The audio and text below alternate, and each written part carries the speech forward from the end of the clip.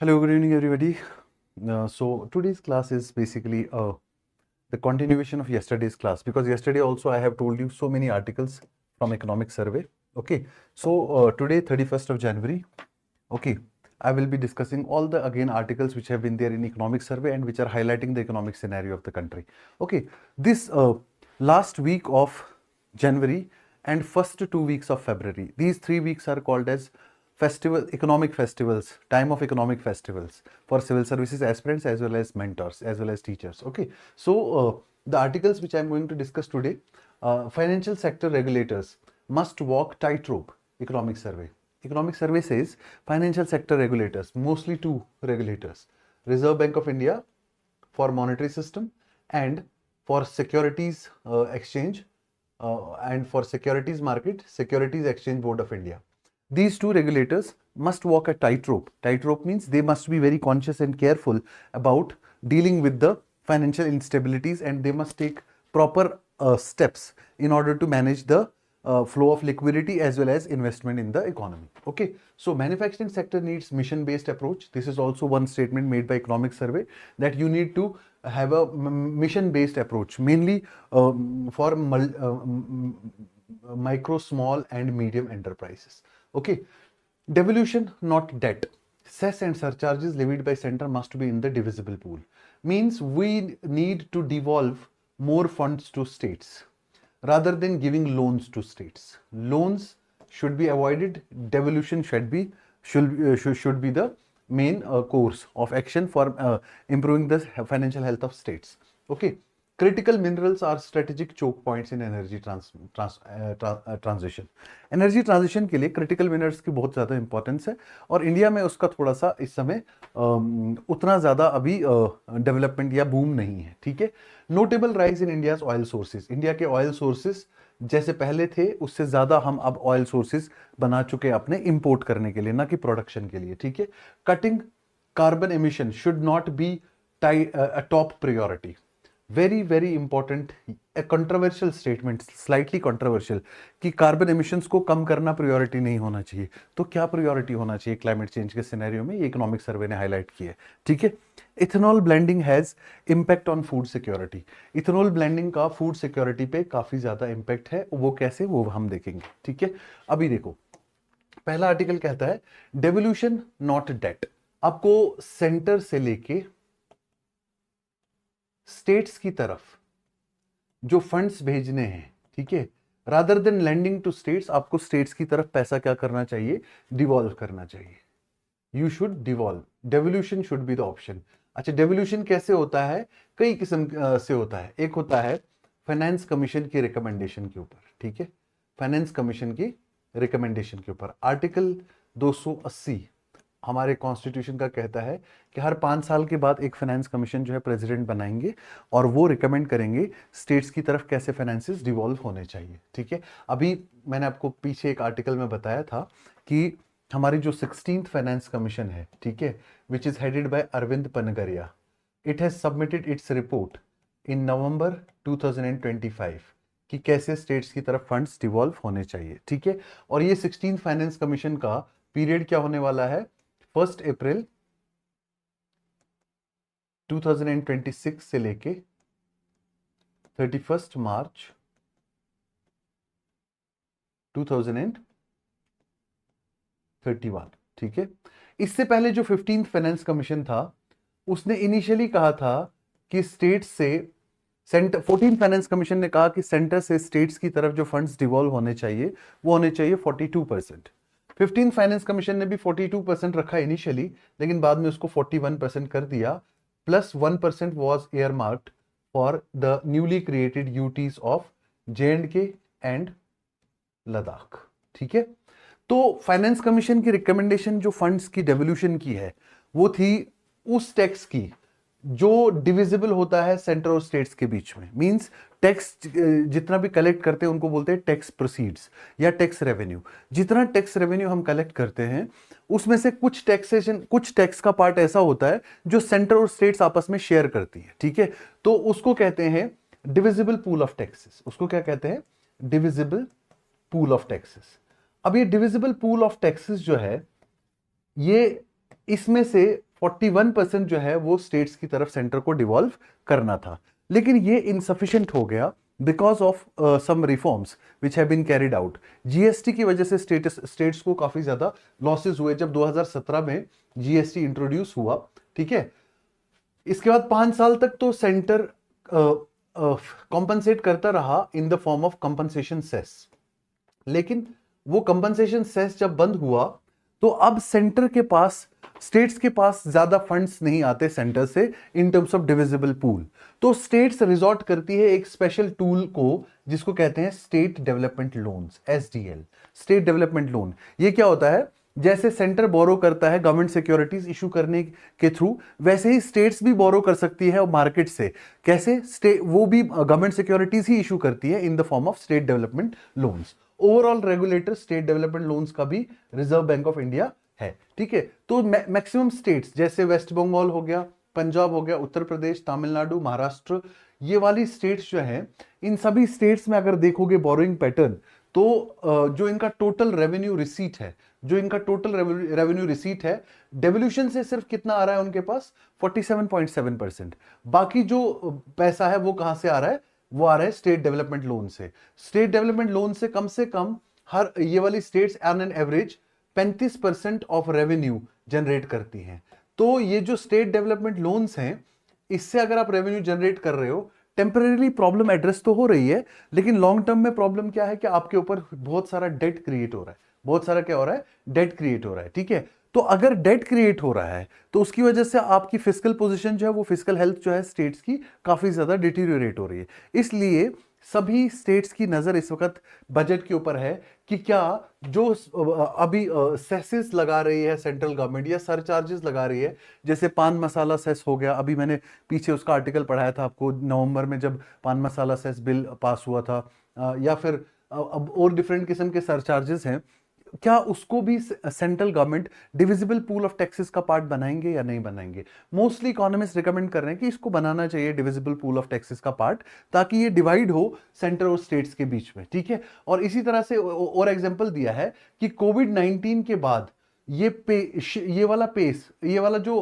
Trend है state development loans वाला trend, वो और ज्यादा पेस पकड़ गया। वो इसलिए क्योंकि स्टेट को डे टू डे स्पेंडिंग के लिए ज्यादा से ज्यादा फंड्स चाहिए थे, और वो वाले फंड्स डेवल्यूशन से मीट अप नहीं हो पा रहे, इसलिए स्टेट्स ने क्या करना शुरू कर दिया, स्टेट ने वेलफेयर कमिटमेंट्स को पूरा करने के लिए, खासकर पेंशन एल्डरली के लिए, रिटायर्ड एम्प्लॉयज के लिए, हेल्थ इंश्योरेंस स्कीम्स के लिए, तो ये सारी चीजों को इन सारी चीजों को काम करने के लिए क्या कर दिया स्टेट्स ने, सेंटर से मार्केट से बोरिंग करना शुरू कर दिया थ्रू स्टेट डेवलपमेंट लोन्स। अब जब ये सारी वेलफेयर स्कीम्स के ऊपर खूब सारा खर्चा कर लेते हैं, तो इसकी वजह से स्टेट्स के पास काफी लिमिटेड फंड्स अवेलेबल रहते हैं कैपिटल एक्सपेंडिचर करने के लिए। इसलिए सेंटर को इस समय स्टेट्स को डेट लेने से रोकना चाहिए और डेवल्यूशन के ऊपर ज्यादा से ज्यादा फोकस करना चाहिए।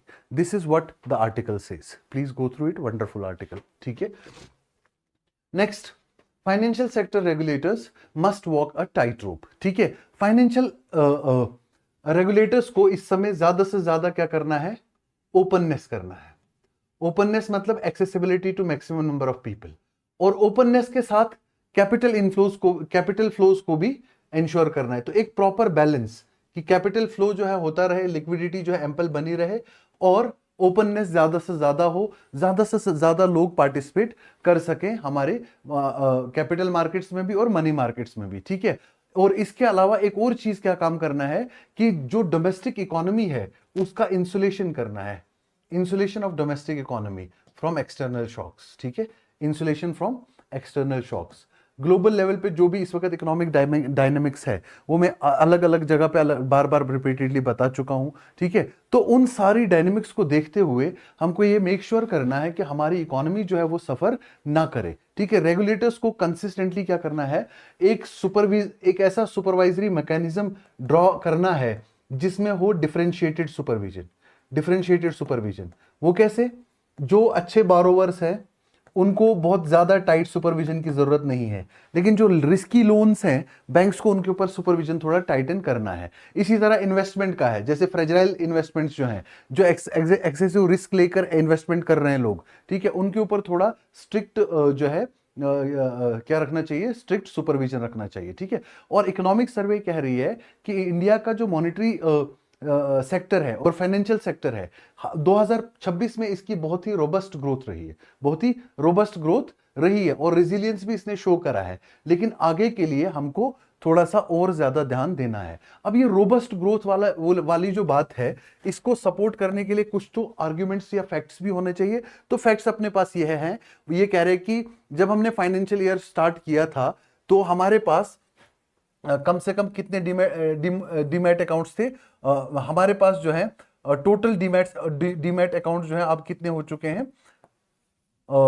21.6 करोड़ डीमैट अकाउंट्स डीमैटेरियलाइज्ड अकाउंट्स, मतलब इन्वेस्टर्स अकाउंट्स जो स्टॉक मार्केट में इन्वेस्ट करेंगे, ठीक है। और ये भी कहा जा रहा है कि इसमें से पहले कितना था, पहले ये करीब करीब 19 करोड़ के आसपास था। तो 2.35 करोड़ इन्वेस्टर्स जो है एड ऑन हुए हैं सिर्फ 2025 से 26 के साल में, जिसका मतलब बहुत सारे लोग जो है इन्वेस्टमेंट जो है मार्केट में कर रहे हैं, शेयर मार्केट्स में कर रहे हैं, ठीक है। इसके अलावा म्यूचुअल फंड इंडस्ट्री जो है उसमें कितने इन्वेस्टर्स हो गए हैं, जैसे ये कहा गया है कि उसमें करीब करीब 5.9 करोड़ यूनिक इन्वेस्टर्स जो हैं वो एड ऑन हो गए हैं, वो एड ऑन हो गए हैं, ठीक है। इसी तरह बैंक्स के लिए क्या कहा है, बैंक्स में भी बहुत ज्यादा रोबस्ट परफॉर्मेंस रही है। वो कैसे, बैंक्स की परफॉर्मेंस हमेशा देखी जाती है नॉन परफॉर्मिंग एसेट्स के फॉर्म में। What are non performing assets, these are those assets bank का एसेट क्या होता है, लोन होता है। बैंक ने किसी को लोन दे दिया,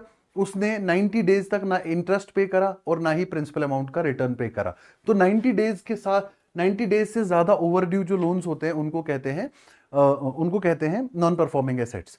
90 डेज से पहले, 60 डेज से ज्यादा ओवरड्यू अगर हो गया तो special mention account 2, then special mention account 1, special mention account 0। तो ये अलग अलग टाइप्स हैं जो एडवांस इकोनॉमिक्स का पार्ट है, वो मैं आपको बताऊंगा। लेकिन अभी आप ये समझो कि जब हम नॉन परफॉर्मिंग एसेट्स बैंक्स की देख रहे हैं तो सितंबर 2025 में 2.2% थे, सिर्फ 2.2% एनपीएस जो है रह चुके हैं, ठीक है। और एनपीए रेशियो जो है सितंबर 2025, ये है ग्रॉस एनपीए रेशियो, ये है ग्रॉस एनपीए रेशियो।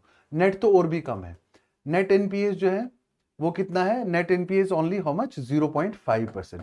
तो सिग्निफिकेंट रिडक्शन हुआ है बैंकिंग सेक्टर में नॉन परफॉर्मिंग एसेट्स का, ठीक है। और कमर्शियल, शेड्यूल्ड कमर्शियल बैंक्स की अगर आप बात देखोगे तो ईयर ऑन ईयर उनकी आउटस्टैंडिंग क्रेडिट जो है उसकी भी काफी ज्यादा ग्रोथ हुई है, 11.2% से लेके 14.5% तक उसकी ग्रोथ हुई है, ठीक है। और ये सारी चीजें सजेस्ट कर रही है कि फाइनेंशियल सेक्टर ने रोबस्ट ग्रोथ शो करा, रेजिलियंस भी शो करा 2025 के और 2025-26 फाइनेंशियल ईयर में। लेकिन आगे कंटिन्यू करने के लिए फाइनेंशियल सेक्टर रेगुलेटर्स को बहुत ही एक कैलकुलेटेड पॉलिसी और बहुत ही डिफरेंशिएटेड सुपरविजन करना पड़ेगा, अलग अलग तरीके के इन्वेस्टर्स का भी और अलग अलग तरीके के बोरोवर्स का भी, ठीक हो गया।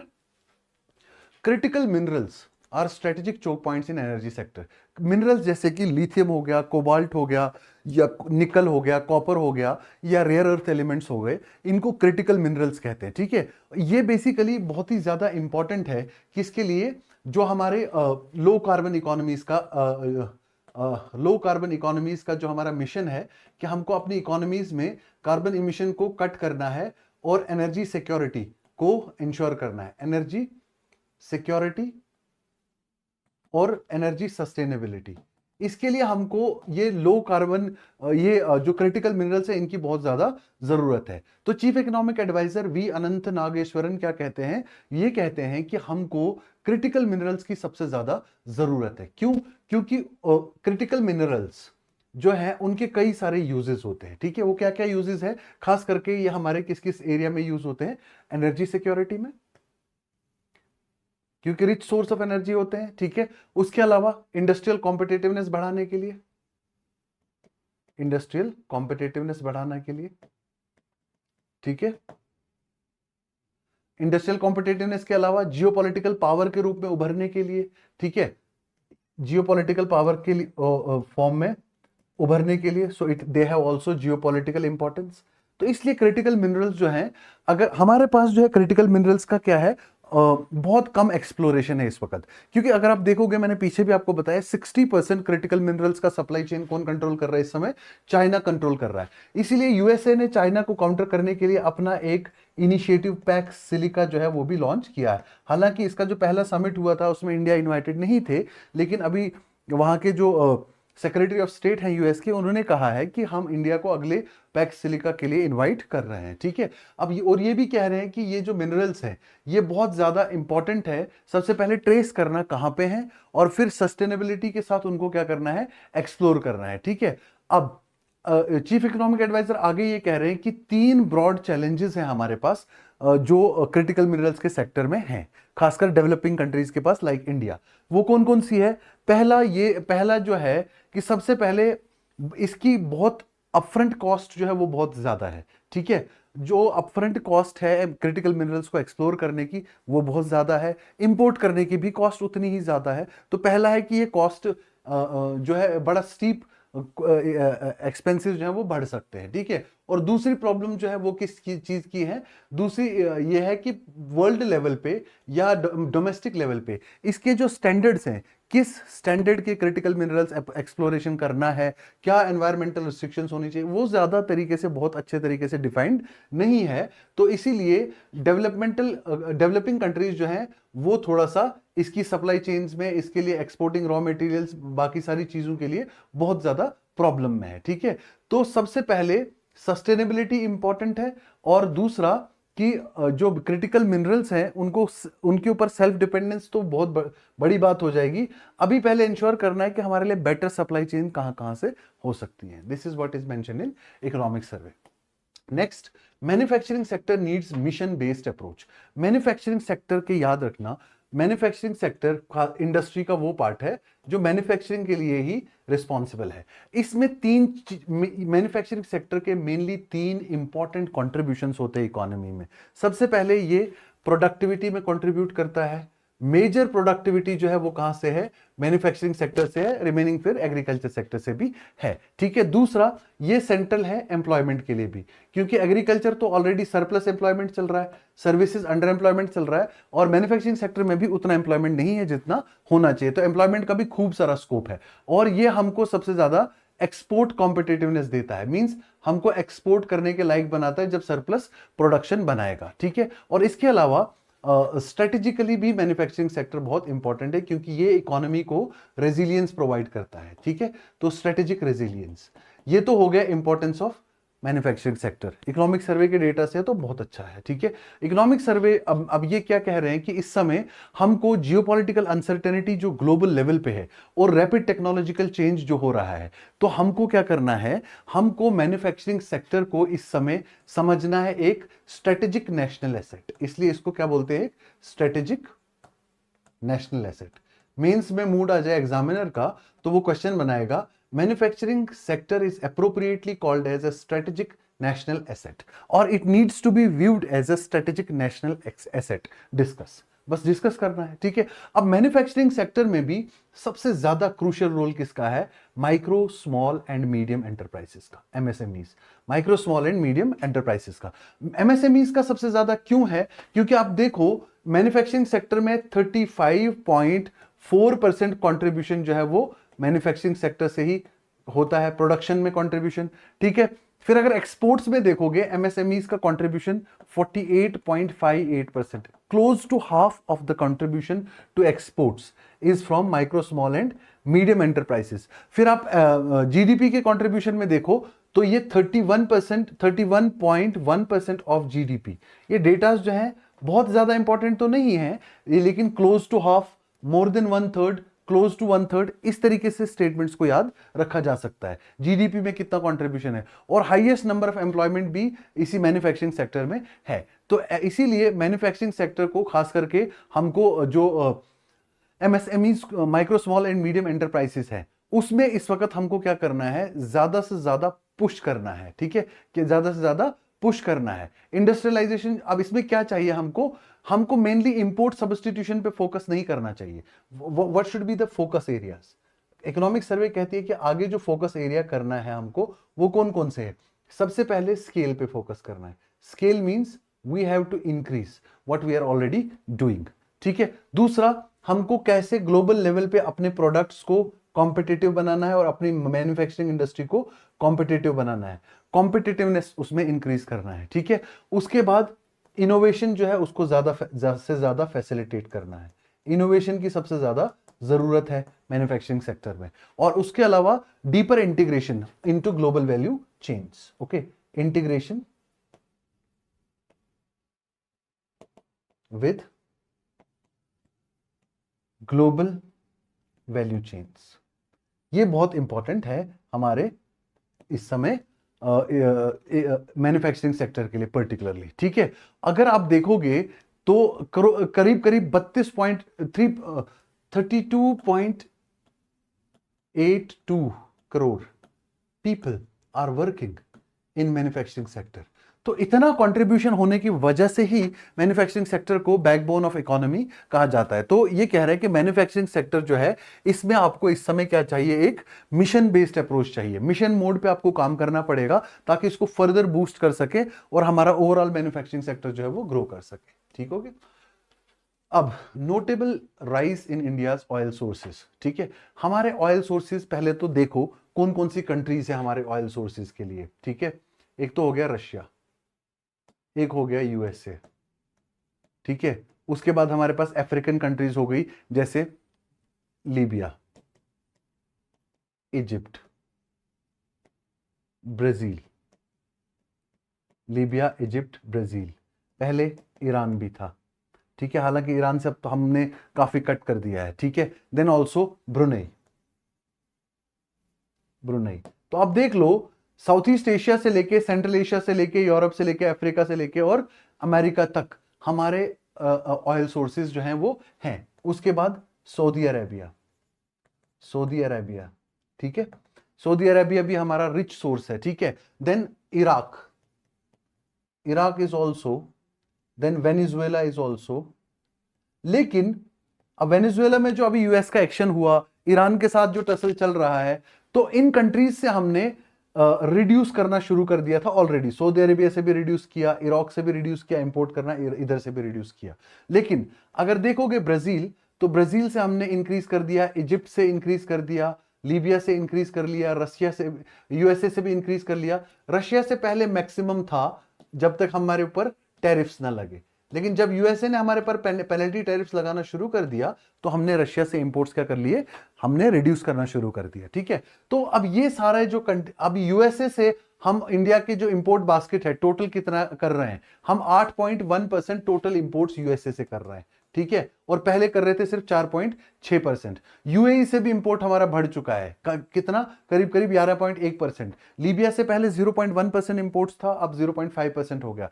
इजिप्ट से 0.3% था, अब 1.4 हो गया। नाइजीरिया से 2.2% था, अब 3.3% हो गया। ये डेटा उतना इंपॉर्टेंट नहीं है, इंपॉर्टेंट ये ट्रेंड है जो मैंने यहां पे लिखा है। तो हम अपना डाइवर्सिफिकेशन कर रहे हैं और ये बहुत ही well strategically thought of policy है, क्योंकि एक कंट्री के ऊपर डिपेंडेंस जो है वो बहुत डिफिकल्ट हो जाता है। ठीक है, हमारा जो exports to United States of America थोड़ा डिसरप्ट हो गया, थोड़ा सा हमारी इकोनॉमिक स्ट्रेस हो गई because of Trump tariffs. Why? Because we were excessively close to 40% of our oil was being imported from Russia. तो एक कंट्री के ऊपर डिपेंडेंस, और अगर उसका किसी ग्लोबल पावर के साथ टसल हो गया तो वो हमें भी वल्नरेबल कर देता है। इसलिए हम, ये एक बहुत ही स्ट्रेटेजिक मूव है कि हम अपने सोर्सेज इंपोर्ट के डाइवर्सिफाई कर रहे हैं अक्रॉस द ग्लोब। ठीक है, cutting carbon emission should not be the top priority. बड़ा कंट्रोवर्शियल स्टेटमेंट है। कैसे cutting contribution carbon emission priority नहीं होना चाहिए when we are facing all the wrath of climate change in the form of excessive heat in summers, excessive cold wave in winters, floods, droughts. We are facing all sorts of challenges. Pollution, particularly in the metropolitan cities, especially when I talk about Delhi. ठीक है, तो फिर carbon emissions को क्यों cut करने की जरूरत नहीं है? इकोनॉमिक सर्वे कहती है कि जिस हिसाब में ग्लोबल टर्मोइल चल रहा है, जिस हिसाब से ग्लोबल अनसर्टेनिटी चल रही है, तो हम कार्बन एमिशन से नुकसान पे हैं, लेकिन हम कलेप्स नहीं हो सकते। लेकिन अगर हमने सारा पैसा कटिंग कार्बन एमिशंस पे लगा दिया, कार्बन एमिशंस को कम करने पे लगा दिया, तो हम तब कलेप्स हो जाएंगे, क्योंकि हमारे इस वक्त और सेक्टर्स हैं वो ज्यादा डिमांड कर रहे हैं हमारा फंडिंग। तो सर्वे, इकोनॉमिक सर्वे क्या कह रही है, rather than cutting carbon emissions better to work on adaptive strategy, adaptation strategies पे काम करो कि कैसे एडेप्टेशन किया जाए। एडेप्टेशन स्ट्रेटेजी के लिए क्या होगा कि आपको नई नई टेक्नोलॉजी, इनोवेशन, नए नए प्रोडक्ट्स का मैन्युफैक्चरिंग करोगे, उससे इकोनॉमिक बूस्ट तो चलता रहेगा, इकोनॉमिक ग्रोथ तो चलता रहेगा। ठीक है, तो हमको इस समय क्या चाहिए, rather than cutting carbon emissions and diverting huge resources अगर हम डाइवर्ट करेंगे कार्बन एमिशंस को कट करने के लिए, तो हम इकोनॉमिकली बाकी एरियाज पे सफर करने लगेंगे। इसलिए हमको इस वक्त ग्रोथ को, प्रॉस्पेरिटी को स्ट्रेंथन करने की जरूरत है, रेजिलियंस को स्ट्रेंथन करने की जरूरत है, और उससे हमारी वल्नरेबिलिटी जो है वो कम हो जाएगी। ठीक है, एग्रीकल्चर, हेल्थ, पॉवर्टी रिडक्शन, इस पे पैसा लगाओ। अगर आप कार्बन एमिशंस पे पैसा लगाओगे तो it will lead to diversion of resources, और अगर डाइवर्शन ऑफ रिसोर्सेज हो गया इस समय, इससे हम कलेप्स हो सकते हैं। क्लाइमेट चेंज की वजह से हम नुकसान तो हो सकते हैं, कॉन्सिक्वेंसेस बहुत हार्मफुल हो सकते हैं, लेकिन सिविलाइजेशनल कलेप्स जो है वो नहीं होगा, इसलिए करने की क्या जरूरत है, करने की जरूरत यह है कि हमको एडेप्टेशन पे काम करना चाहिए, rather than going for cutting carbon emissions. हमको लाइवलीहुड जनरेट करने पे काम करना चाहिए, हमको फूड प्रोडक्शन पे काम करना चाहिए जो कि थ्रेटेंड है। ठीक है, तो एडेप्टेशन के लिए काम करो। ठीक है, प्योरली अगर आप एमिशन कट्स पे जाओगे कि एमिशंस को कैसे कट किया जाए, तो इसमें खूब सारा पैसा जाएगा और आपको एडेप्टेशन के लिए जो है पैसा नहीं बचेगा, इकोनॉमिक ग्रोथ वाले ऑब्जेक्टिव्स आपके जो हैं वो कंप्रोमाइज हो जाएंगे। ठीक है, हाँ ये कह रहे हैं कि पूरी तरह से आप इसको साइडलाइन मत करो, लेकिन इसको टॉप प्रायोरिटी मत दो। टॉप प्रायोरिटी किसको दे दो, एडेप्टेशन को। मैंने यहां पे लिखा adaptation strategy must be the top priority, first priority, you can bring in cutting carbon emissions at the second priority. Economic survey, हालांकि पिछली इकोनॉमिक सर्वेज उठाकर देख लो 3-4 साल की, करंट कंसिस्टेंटली इकोनॉमिक सर्वे में ये कहा गया है कि कार्बन एमिशंस को कट करना है, क्लाइमेट चेंज को कर्ब करना है, इको फ्रेंडली टेक्नोलॉजीज की तरफ जाना है, और हमारे कई सारे mission, national solar mission, green energy mission, ठीक है, तो कई सारी स्कीम्स भी जो हैं वो किस चीज से रिलेटेड है, वो इन्हीं सारी चीजों से रिलेटेड है। ठीक है,